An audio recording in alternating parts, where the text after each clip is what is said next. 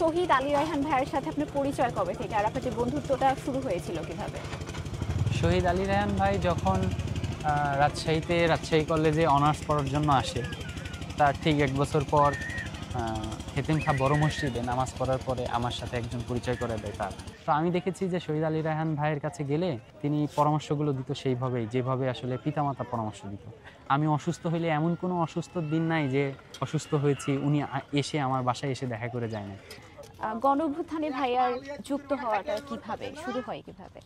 তিনার আন্দোলন সংগ্রামে উপস্থিত এবং নেতৃত্ব দেওয়ার প্রবণতা আগে থেকেই ছিল। তো এর প্রেক্ষাপটে যখন জুলাই আন্দোলন শুরু হয় বা ছাত্র জনতার আন্দোলন শুরু হয়, তখন থেকেই তার মনের মধ্যে আশা আকাঙ্ক্ষা ছিল যে আন্দোলন কিভাবে সাফল্যমণ্ডিত করা যায়। এবং ম্যাক্সিমাম সময় দেখেছি যে একবারে শুরুর দিকে তিনি সমন্বয়কদের সাথে সবসময় সমন্বয় করত, বসতো, কিভাবে কি করা যায় কর্মসূচিগুলো আলোচনা করত। দেশ নিয়ে তার কোনো স্বপ্ন ছিল যেটা আপনাকে বলেছিল?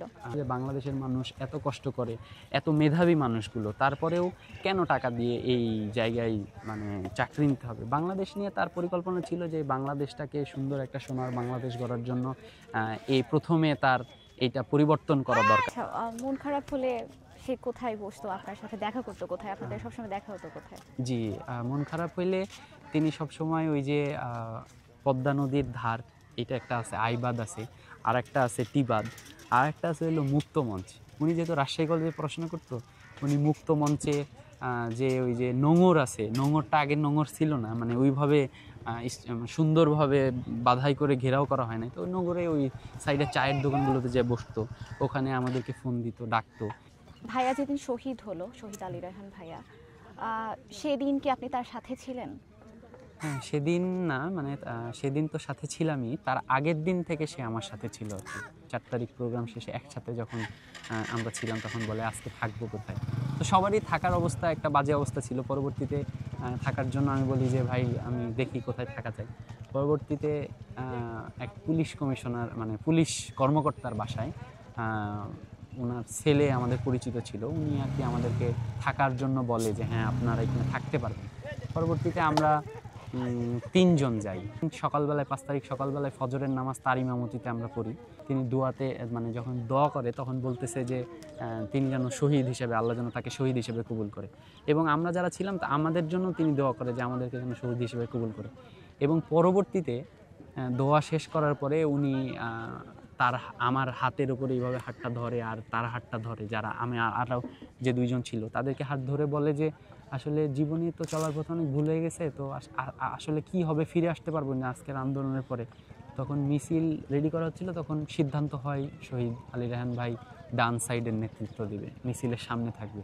এবং উনি সবসময় এটা বলতো যে আমি সামনের সারিতে থাকবো, সবসময় সামনের সারিতে থাকবো, গুলি লাগলে আমাকে যেন সবার আগে গুলি লাগে, আমার ছাত্র জনতা ভাইয়ের ওপর গুলি লাগার আগে আমাকে যেন গুলি লাগে, আমি শহীদ হইতে চাই। গোলাগুলি বললে ভুল হবে, গুলি করছিল তারা, যখন গুলি করছিল টিয়ার শেল নিক্ষেপ করছিল, ককটেল ফাটাচ্ছিল, সাউন্ড গ্রেনেড ফাটাচ্ছিল, তখন আমার এই বুকের এখানে স্প্লিন্টার আছে একটা, এখানে আছে একটা, পায়ে আছে কয়েকটা, তো মাথায় একটা লাগে আমার ছোট্ট রাবার বুলেটে। তো আমার গ্যাস এবং মাথায় ওইটা লাগার পরে আমার কেন জানি মাথাটা ঘুরতেছে।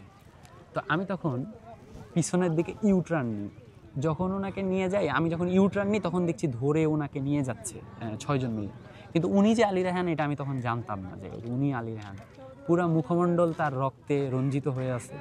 তো আমরা যখন যাই সেখানে অনেক মানুষ উপস্থিত, আমরা রওনা দিছি, তখন স্বাধীনতার ঘোষণা চলে আসছে যে বাংলাদেশে যে ফ্যাসিবাদ ছিল সেই ফ্যাসিবাদ মুক্ত হয়ে গেছে। কিন্তু আসলে আমাদের মস্তিষ্কেও বা মাথার মধ্যে এরকম কোনো অনুভূতি কাজ করে না যে ফ্যাসিবাদ মুক্ত হয়ে গেছে আনন্দের সময়।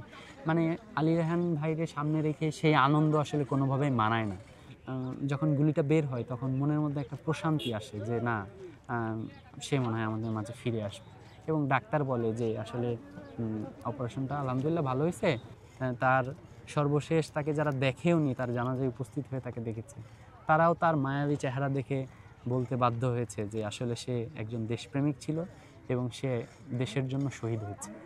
তো সর্বশেষ এটাই বলতে চাই যে যেহেতু উনি চলে গেছে, বন্ধু দিবসে এটা বলতে চাই যে আল্লাহ যেন তাকে শহীদ হিসাবে কবুল করে।